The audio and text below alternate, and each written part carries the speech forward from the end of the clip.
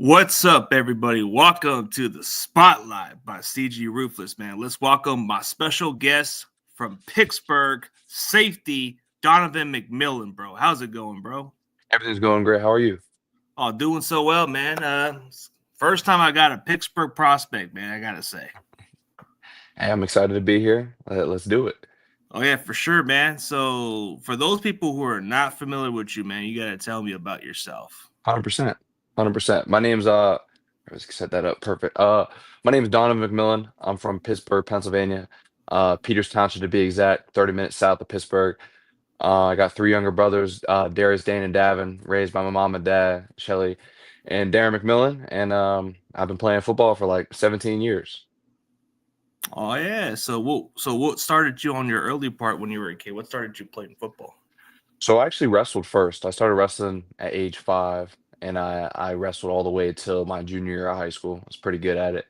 But then I started playing football my second in second grade, I believe. I was playing soccer a little bit, and then I started tackling people, and my parents like, yeah, it's time to play football. Oh yeah, wrestling can relate, man. Especially those takedowns. I can relate to that, man, because I've done wrestling too. I done football, but you have that good combination, so that means you are a willing tackler, huh? Yeah, no, 100%. You can see it in my tackling style. You're going to see a double leg or a single leg from distance. Um, when I'm near ball carriers, sometimes even see, I scoop slant some guys from a power leg double. So Yeah, the last 2 seasons at Pittsburgh, man, you had 100 plus tackles, man. So you just have the knack of just you're not afraid of tackle, that's for sure. 100%. Never that. That comes from the wrestling background, being Oh physically yeah. and mentally tough, going through and putting my head on someone, I don't really think about pain until, afterwards. Oh yeah.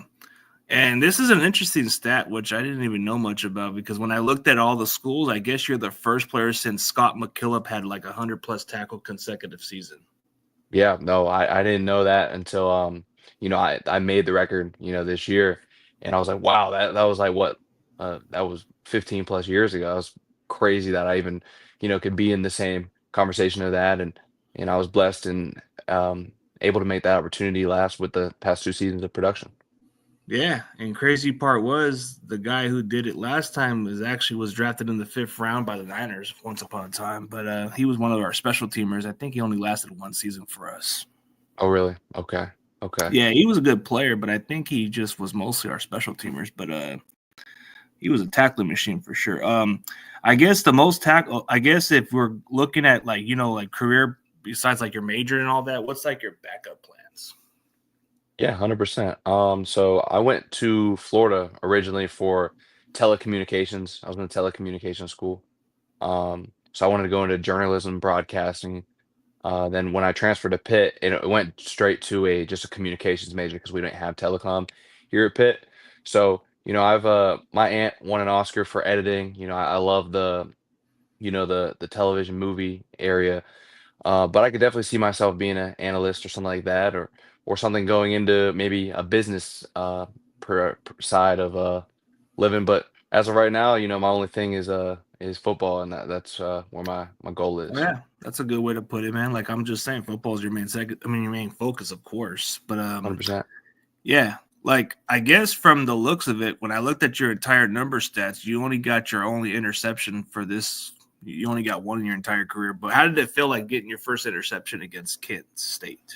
No, it was an amazing opportunity. I have I went back to back spring games with an interception, one for a pick six in Florida. So when I finally got my chance to get my hands on one in a real game, I was it was an amazing feeling, and I was really hoping to get more, but the ball just didn't bounce my way. But hopefully I can go get a bunch in the next level. Yeah, I mean, college is what it is, but sometimes those players who haven't done much in college actually do really well at the next level. They're what you call the unfinished product. Yeah. Yeah, for sure. So, what NFL teams have you met with? I've met with 23 to be exact, if I'm being sure, but I've met with them both at the Hula Bowl, the Shrine Bowl. Met with the Raiders over FaceTime. I've met with a bunch of teams, including the Niners. Oh yeah. So, how was the meeting with the Niners like? Oh, is it amazing? Just being able to, have the opportunity to go talk to NFL football teams is still just boggling to me. My whole life I grew up, watching these guys play, and I never was a big like, having a favorite team. I just loved watching certain players play, and I've always been a huge fan of the game. So just being able to have the opportunity to talk to these NFL teams is amazing, and I can't wait to see where it takes me and what team I end up playing for. Oh yeah, it's got to be a dream come true, especially a player. Who did you grow up watching? Like from college, Tyrann Matthew. I watched him all the way until, him in the NFL and him playing as of right now. Then always, the guys like, Cam Newton, there was, Devin Hester, all those guys I could put like these splash players that I grew up playing the video game and using them as cheat codes, so I loved watching those guys and I Oh always yeah, wanted to be like one of them one day. yeah. One of those days, like that's when you really thought, you know what, I want to do this, because this is something you grew up watching. So it's got to be like Yes, something like playing video games is one thing, but playing it in real life is something else. 100%. I mean, I guess as a safety, I guess like how they feel like you take pride. I guess from what Papa J said, as a safety, what brings you more satisfaction letting the play develop to deliver a big hit and potential force fumble, or aggressive tackler or ball interception? Like, what's the mindset when you play safety? So what's the question? What do you like? Are you saying like what is Well, the most like, like satisfying part of the yeah, game, or like satisfaction what? part, yeah. Um, just being out in the moment. Obviously making a play in the game and hearing the crowd and the feeling of you beating your opponent is an amazing feeling. But just being out there in the game, playing downs, like it's like really like it is in the movies. Like you're sitting there, you're going through your keys, uh, you know what you have to do, you know your alignment, you know your assignment, and it's just about going out there and going and doing your job. And if the ball comes your way or the play comes your way, you go make that tackle, go take that ball, go make a play. So there's a lot of things satisfying about the game, but just being out there and playing in the game is my most satisfying thing. Yeah, being out there for sure. So I guess for you, like, what was your favorite thing about playing for Pitt? And I know you were playing at Florida, like in the beginning of your college days. Yeah, my favorite thing playing at Pitt, we had an amazing start to the season this year. That 7-0 start was one of the coolest, moments I've had playing college football in total. You know, um, haven't been on the winning side of games much in my 4 years. So just being able to go on that little winning streak and making plays while doing that was an amazing opportunity. And also playing in front of my family and friends. Being from Pittsburgh, it's always funny. I always talked about I always had to get like 20 plus tickets. Asking friends, figuring out where I can you can go get as many tickets as I can for my teammates, so I can have as many people as I can to come to the games and see me so I could play. And then from the Florida side, just being able to go play in the SEC was really really fun. And playing in the state of Florida, that I feel like that's my second home now. I trained in Fort Lauderdale. I've went to Miami multiple times. I lived in Gainesville. My family, my dad's from born in Miami, raised in Orlando. My grandpa lives in Orlando, so like Florida's like my second home. So being able to go play in Florida and be my own man at the end of the day, playing in a place like Gainesville where I'm secluded and by myself was was amazing, and that was a lot of fun throughout my 2 years at Florida.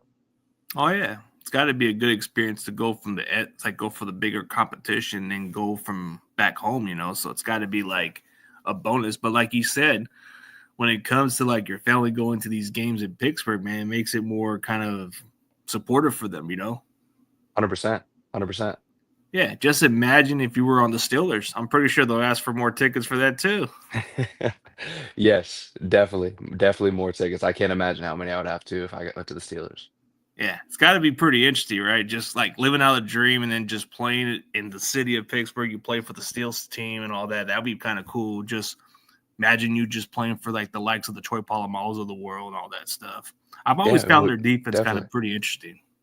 Yeah, Tomlin runs a tight ship over there. I don't we don't see it as much, but in the times that we get a chance to, hone in and watch practice after our practices, just watching their defense practice guys like Minka Fitzpatrick, going out and being a leader of the safety unit. He's a fun guy to watch, and I learn a lot from him. So Oh yeah, for definitely sure. time. Yeah, So, yeah. so let's say hypothetically you go to the Steelers. What would you want to learn from Mika Fitzpatrick as a player? Just how to, produce and stay a long time in the NFL, to be honest with you. Him starting with the Dolphins and then him now having his prime with the Steelers, it's all about that longevity and how, I would, you know, try to figure out how he goes through in his day to day of being an NFL safety at the end of the day would be my first steps on, taking to learn what he does to be a safety at the end of the day in the NFL. Yeah, helps you pick the knowledge and it helps you get ahead of the game. So I'm gonna look and see if I missed any other questions here. Ooh, have any other NFL players reached out to you and give you some advice for the next level? Yeah, no, there's my teammates I've played with like Bub Means, MJ Devonshire, guys from Florida like Justin Shorter, Kyrie Elam, and that's just saying a few. Ventrell Miller, like I got a bunch out there, Zach Carter. Um, you know, from saying, from them helping me is the number one thing that they always say is, keep your head down and just keep grinding at the end of the day. You got to be patient. It's a process. Majority of the time when it comes down to um, this whole process is 90% of what teams are looking for is your film. You can go through and do more things at these all-star games and pro days that are just going to help you benefit. But, it's in their hands. There's nothing you should be going through and stressing about, because all it takes is one team to love you. You're going to go get your foot in the door. And once you get your foot in the door is, you go work hard at the end of the day and you got to go beat your opponents or go beat out whoever to get a job and get a job and stay at the job. And that is with consistent work every single day. Once you get on team, that's where the real work really starts. Oh yeah, definitely agree, man. Because the opportunities present itself, and then once you get in, there's opportunities to prove yourself. So yeah, once you're in that door, there's opportunities. But Yes, yes. as far as like your position, who do you model yourself after for the position that you play? Well, I talked about him earlier. The Honey Badger, Tyron Oh, the Matthew. honey badger. Okay. I see myself as a playmaker. I can go play it all. I can go play in the box. I can go be in the post. Um, I'm gonna make a play when the time counts. He went through and he was covering tight ends and they couldn't move, they couldn't catch the ball on him. Then he was going through stripping balls and just being a smart player at the end of the day. And I see myself as someone who can go through and know what's coming before it happens because of my film study and my preparation for the game. So, model myself after a guy like him, that he's a Hall of Famer, amazing player, and one of the best college football players of all time. That was, one of my favorite players of all time. So obviously, that was who I wanted to be like and model myself off her. Yeah, he was a tackling machine for sure, and he was definitely a ball hawker at the next level. So yeah, I can see why you want to model your game out there. I mean, there's guys that kind of bring the physicality and different kind of versatility. Yes, 100%. So, what position have you played before since you started playing safety? What was another position that you played? I played receiver in high school.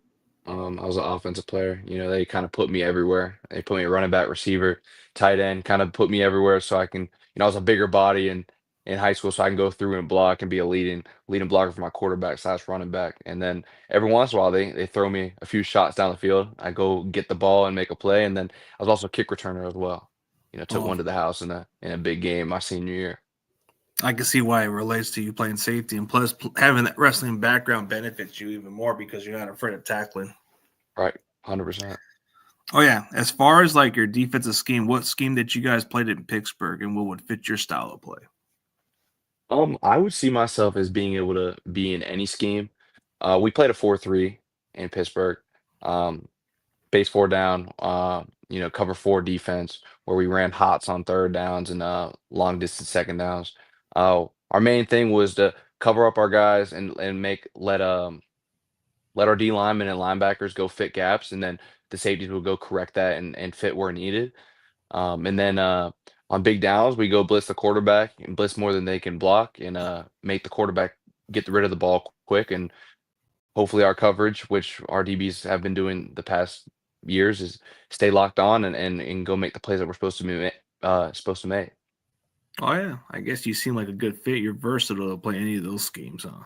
Yes, yes, yes, 100%. Hmm. Well, you already answered that question. So you already did wide receiver, you did return and all that stuff. So that can relate. And then the wrestling background just makes it more intriguing because I think wrestling kind of teaches you something. Like if you're going to be a defensive player, don't be afraid of tackling. No, never that. I actually got a scar right here from I went to go blast double a dude in the finals of my junior year, and I hit his straight knee, like it was like basically like a knee kick, and like my whole eye swelled up, opened Ooh, up, so I was putting my face in there all the time, so it made it easier when I put a helmet on. Just sometimes you got to deal with protect the yourself. little Yeah. bit of ringing and stuff, and it also helps as well, with the whole safety thing. Heads up football, my head's always up because I got to see what I'm tackling, I got to see what I'm taking down. So Yeah, I can see why. Like that makes sense, bro. Because now you got the helmet to protect yourself from those knees and all that stuff that happens from wrestling. Because, like you said, it can happen accidental. So it's like, yes, yes, yeah. oh, so why did you choose number 3, man, for Pittsburgh? Why did I choose number three? I got number three in high school. I bounced around a lot of numbers. Growing up, I was number one, number 21, number 30. My first ever number was number 16. Um, and then when I got to high school, my freshman year, I was number nine. And, you know, um, one of the upperclassmen was wearing number three, and I was like, yeah, I like that number. And, I ended up playing well and, getting in every once in a while freshman year, at the end of games, kind of like JV guys getting in. And, that senior, Connor Peterson, his name is, he kind of he was my big dog. He took care of me, whatever. So whenever it came down to him graduating, he passed number three down to me, and I kind of rocked with number three ever since. So then when I went to college, um, I wanted number three, ended up getting number 13, which is my mom's high school softball number. So then I rocked with number 13 for 2 years, and then when I got the chance to go back to number three right here, I rocked with it and had two pretty good seasons with it. Well, that's good, man. Because looking at your last 2 seasons at Pittsburgh, you had 100+ tackles, so that Yeah, had to be the charm. yeah, definitely, definitely. Oh, speaking of a nickname, man, like, do you even got a nickname in football? Nickname. Ooh, people call me Don just whenever, I got a little the Don chain I'll be wearing every once in a while. But nicknames, people call me Don, Donnie, Dono. My dad sometimes calls me Donovan, just cause. But Donovan. no crazy nickname for real. Oh, so watch for the Don, man. The Don's coming for you. Yeah, just like like the mafia, man. Watch for the Don. Yes, I just finished The Sopranos about a few weeks ago, so got to watch out for So you Tony like some of the Soprano. Sopranos shows? Okay, Oh see, I'm yeah, learning a oh little bit yeah. about you, man. But since you did some amateur wrestling, were you kind of into pro wrestling too? I was never into pro wrestling for real. I always because wrestling is like, um, growing up, you're like, okay, like the moves I'm doing in wrestling, I can't do in like, pro WWE wrestling. Like those guys are like throwing haymakers, RKO on people. We're going through. So I never kind of connected that, growing up, and I was always just a big, really only just watch football for real. And then I started really getting into college wrestling, when I was younger as well. So I'm still watching it. College wrestling's going on right now. Ooh, what happened? Something happened. He'll be right back, guys. Something must have happened on.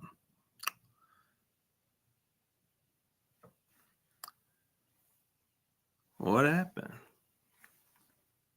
Must be somebody calling him or something. Oh, he'll be back, guys. Something must have happened. Something must have happened. He'll be right back. It happens, man. Reception. Somebody's calling. Oh, he's back. So He's I don't back. know what happened. You don't know what happened? Yeah, that was weird. Okay, we Oh, good? so it wasn't me that took you off. It was just like No, something that must have that happened. must have been me. That I'm in my basement right now, so that's Okay, that makes sense. Speaking of Okay, so who was the toughest offensive player that you faced your entire career in college, and who talked the most trash to you? Toughest player. That's tougher to say. Because I've played a lot against a lot of great players. UNC's running back Amarian Hampton was a lot of fun to play against. He's one of those guys who they're thinking he could possibly fall into the first round this year. Um, and then guys I was on the field with, I wasn't starting at the time, but Bryce Young was crazy at Alabama. Jameson Williams was crazy. The C play. Jaden Daniels was crazy. Um, but Caden Klubnik, the quarterback for Clemson, he's a great quarterback. I think he's going to be one of the guys who goes first round next year. Those are all great players I got to get a chance to play against. And the player who taught the most trash, I don't even know. Half the time I don't even remember or hear, because I'm always think about the next play, because majority of the teams are running up tempo offenses and everything, and you're just trying to catch your breath and make sure you're doing your alignment, your assignment, talking to your linebackers, your corners. So I'm not much of a trash talker. Every once in a while, I'll get in the heat of the moment, I'll say something, but I don't know who would be the guy who gave us the most trash talk. I would say West Virginia if I would say it, just a total. West Virginia, the football team. Maybe the rivalry wise, yeah. Yeah, the backyard brawl. Oh, yeah, and you guys are not too far off from each other. I think it's like an hour difference or something.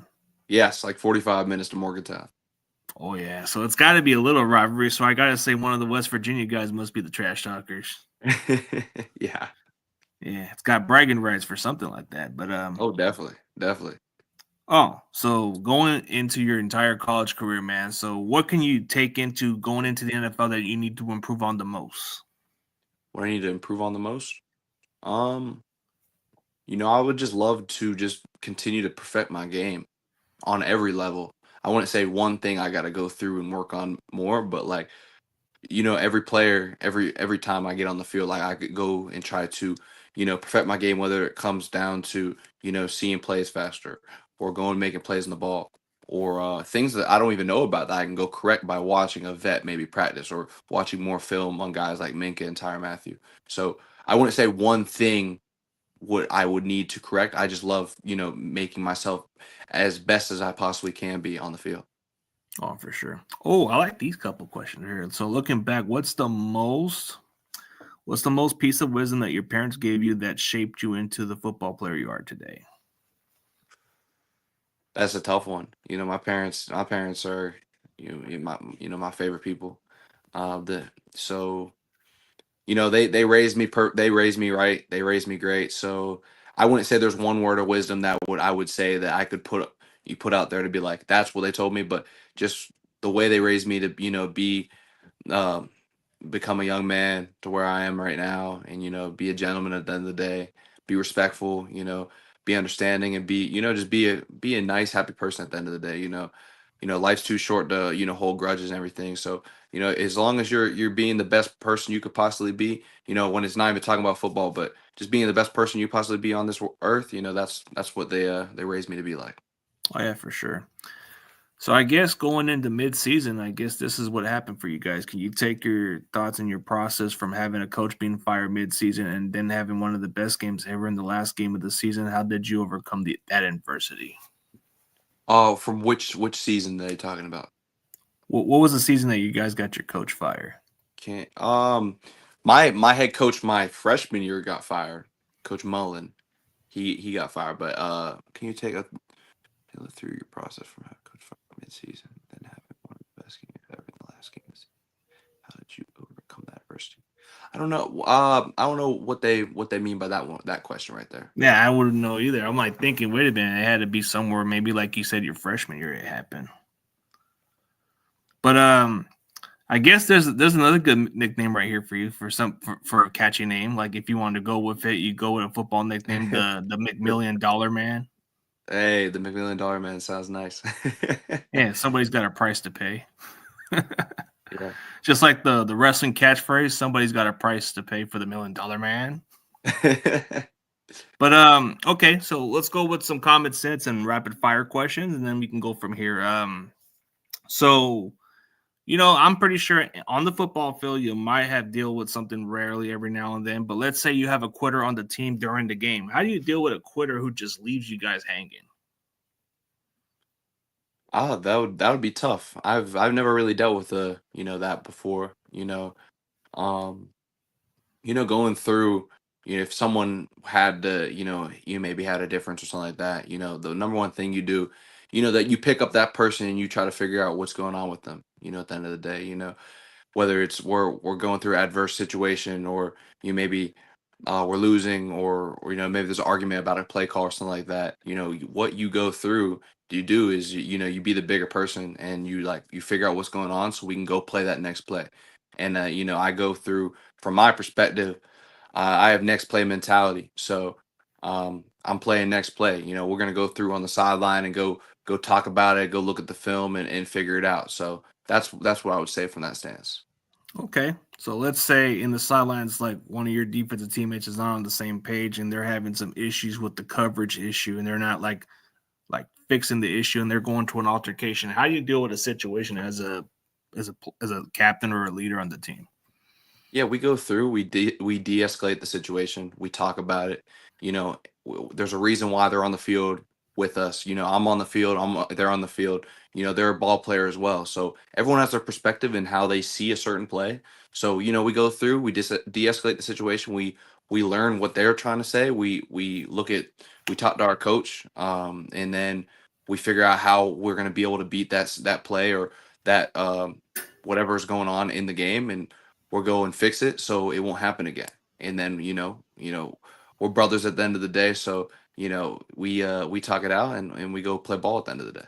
Yeah, it can be a heat of the moment. It can be very emotional. So sometimes it can be that series, and then you just tell them, hey, man, next series or step it up, man. Come on. Yeah. Definitely. Let's say you guys are down by multiple touchdowns going to halftime. What would be the best speech to get this team to rally behind and win this ball game? We take it one play at a time. You can't look in the future of, having a wild comeback. We had the game for Cincinnati. We're down 27-6 with 6 minutes left in the third quarter. We're at Cincy. It's the crowd's packed, and we're down to the dumps. We're not looking to, what we were gonna do and win 28-27, but we're looking to score that, make that first stop, make that first play on first down to get them behind the sticks on second down. Then boom, they're gonna try to run a screen. We make the quarterback throw in the mud. Now it's third down and long. We're getting the field, the offense off the field, and we're getting a punt. We're getting our offense hyped, and maybe they don't score. If they don't, guess what? We got to go make another stop.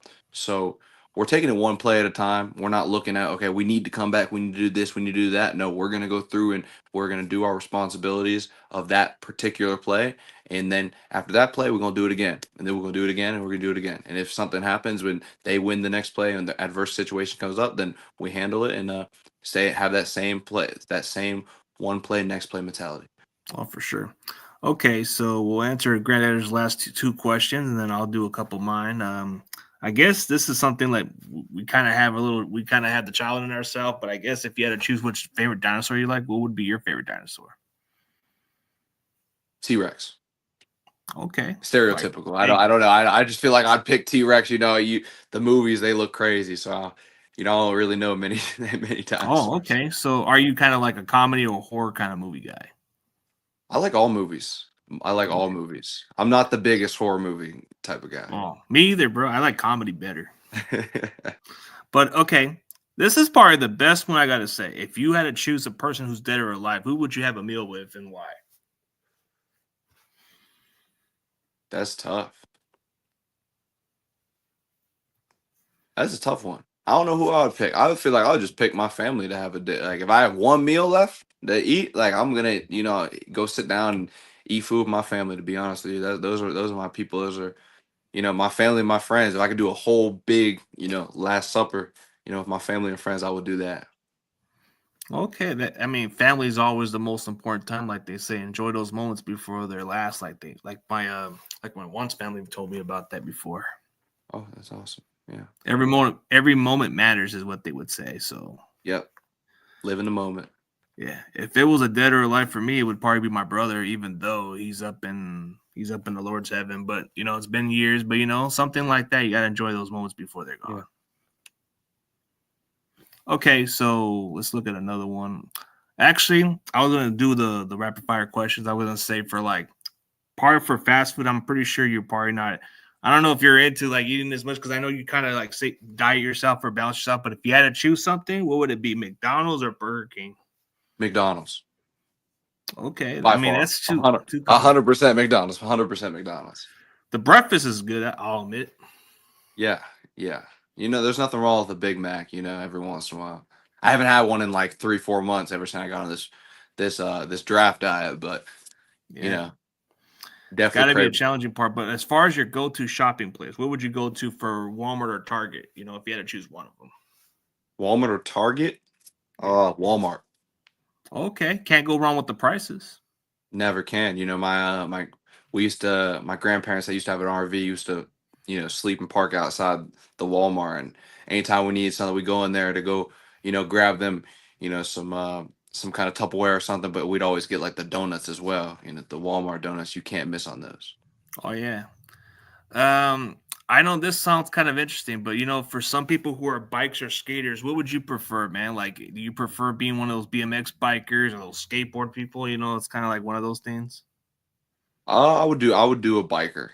I think bikers are Fun. dope. Yeah. I mean, Even though I skateboard. Don't grew get up, me even though wrong; I it's grew up with, cool and all even though I that. grew up with tech decks, I like tech decks as well. So definitely bikers in person. But if I could do like tech decks with my hands, that would be a lot of fun as well. Oh yeah, it would. Even the jet skis are pretty fun too. Oh yeah, oh yeah. Yeah, yeah. So especially like I know you probably don't. I mean, I don't know if you do those little balance, but I know for sodas, everybody keeps debating what's the best soda, Pepsi or Coke, man. It's like one of those type of debates.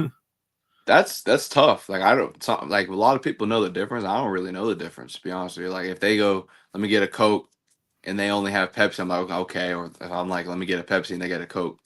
I'm not big on. I like ginger ale and Sprite. So those are mine. But I'll never go wrong with a Coke or a Pepsi. Okay, but if you had to choose one, which one would it be? Pepsi. Ooh, see, but it's not like you have to have That's it. It's tougher. just No, I would actually probably go Coke. Actually, I'd probably go Coke. well, actually, the Mexican Cokes are the best, man. If you get the ones from Mexico. I never had one before. Well, yeah, you got to get the glass bottle one from Mexico, man. It's very good. Okay, I gotta try. But that. I guess for ocean or mountains, man, which one would you prefer? To go visit or Just to go like I guess for the mountains you can just go walking around, or just for ocean on a big boat or something. yeah, I like I like going on boats with my friends. I don't know about the mountains. There's mountain lions and Yeah, too it's risky. a lot of walking. Unless I had like an ATV or something. But Yeah, oceans, I like the ocean as long as I'm not in the water. I'm like yeah. in the boat. Oh yeah. So how do you prepare for your pre-ritual games when you get ready for playing your opponents, and how do you study against your opponents? Yeah, no. So I go through and I have like a whole weekly schedule where I'm starting on Mondays. I'm starting to break down their film, watch a few games of previous games that they've played, um, writing down notes, any kind of small things I see, and then throughout the week I slowly intensify that from watching just their games to watching a particular game every single day, and running my coverages through my head and looking at down and distance situational awareness and alignment assignment kind of keys of I just put myself in the game, pretending to be that player or whatever, and see what I would do from that position, that time in the play, that time in the game, and then by the end of the week, I have so many notes and thoughts of what I do. So Friday night, I'm writing down um, keys and players. Like I looked at tight ends before every single game to see because that's who I was covering, and FTB, boundary formations I look at as well, and then before a game, I'll go run through my notes real quick. So by the time I'm in the game and in the heat, like it comes pretty easy to me.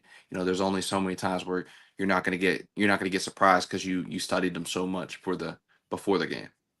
Oh yeah. Well, here's another question, I guess, for how do you tune out the crowd noise as an opposing team? Um, See, that was through wrestling. There used to be thousands of people whenever I was wrestling. I couldn't hear anything. Sometimes I didn't even hear my coach. So when I'm out in the field, there's never really times where I'm like, oh, the crowd's loud. Oh yeah, it can be challenging at times, but well, wait, I didn't even think of this question, but I guess we can go back a little on the rapid fire. I guess NY pizza or Chicago pizza. New York pizza. Oh yeah, can't go wrong with that one. Movie theater or drive-in movies, man. I don't know. I don't think drive-in movies is much often like it used to be. See, that's tough because I'd be like, I really just my bed movies. Like that's the best place to watch movies. But if I had to pick one, I would say drive-in movies because I haven't been to one in like years. That'd be a lot of fun to go to.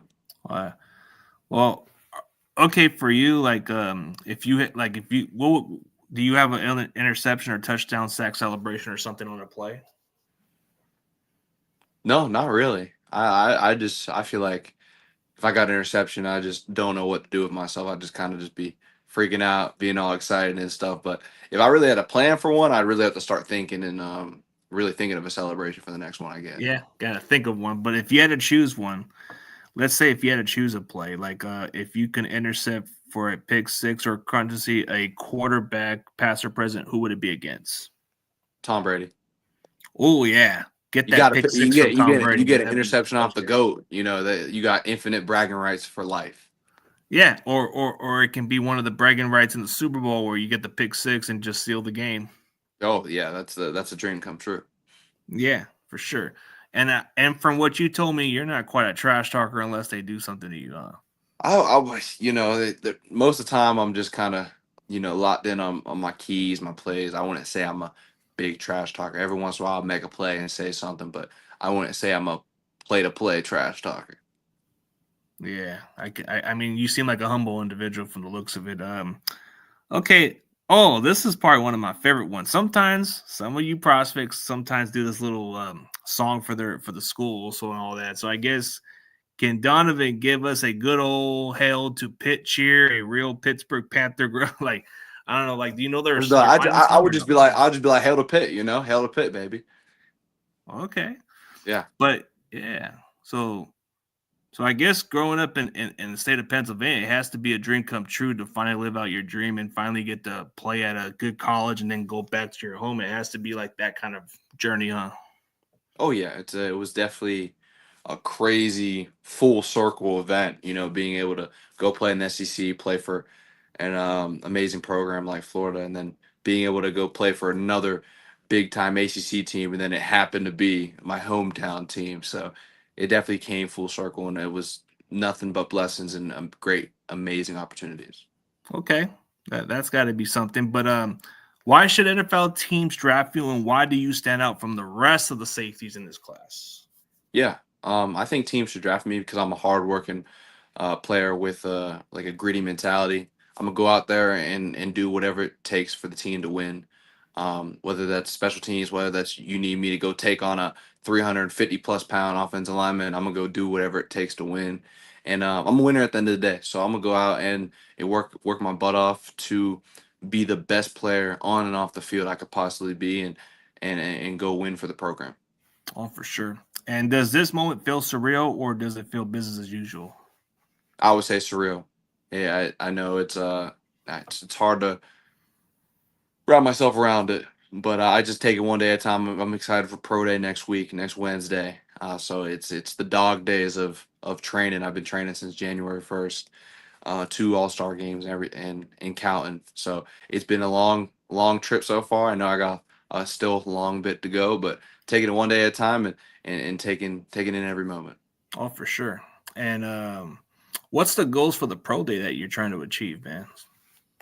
Trying to run fast, test well, and go put out, go show that I'm one of the best athletes and one of the best safeties in this class, and I'm gonna play well for a team one day. Oh, for sure, man. So Yeah, dude, definitely appreciate your time, bro. I know you got a lot of training to do. I know you're kind of looking forward to this journey, bro. But whatever happens, man, I'm definitely rooting for you to succeed, man. I know the opportunities are going to be endless for you, bro. You're going to have a good opportunity for the NFL. But if for some reason you end up in San Francisco, we got to make a second appearance for you, man, just for the faithful. We can do it. Hey, me and my boy Ricky. That's one of my best friends, Ricky Oh Pearsall. yeah, you know, man, try to put a word on him, man. Maybe I can get you guys both on the show. For Oh, sure. oh yeah, he did play for you guys for the. I mean, he did play like 3 years at Florida before you left, huh? Yeah, I hosted him on the visit that from Arizona State, and then we played a season together. We got real close. Oh, so he's got to be one of those dudes, huh? So Oh, it had to be like a crazy moment that would happen to him. Had to be like, wow, man, that's just crazy. crazy, but God has him, so it's amazing that he had an opportunity to come back and Oh really yeah, for kill sure. it on the And field. yeah, can't wait for your opportunity, man. I'm excited for you. I'm hoping that you get the most out of your opportunity. For those people, tell them where they can find your social media platform. My name's Donovan McMillon, at Donovan_McMillon 3 on Instagram, Donovan McMillo 3 on Twitter, and Donovan McMillon on TikTok and YouTube. So you can go find me there. You can DM me, whatever. I love chatting it up with fans and people just want to talk. So you just let me know and we can do whatever. Oh yeah, for sure. And for everybody else, this is Donovan McMillon, man. Safety from Pittsburgh, man. You better watch out for the Don. He's like the Sopranos. He's like the Mafia, man. He's gonna put a hit on you guys, man. Thank you so much for the opportunity. Oh yeah, for sure. For everybody else, thank you guys for tuning in.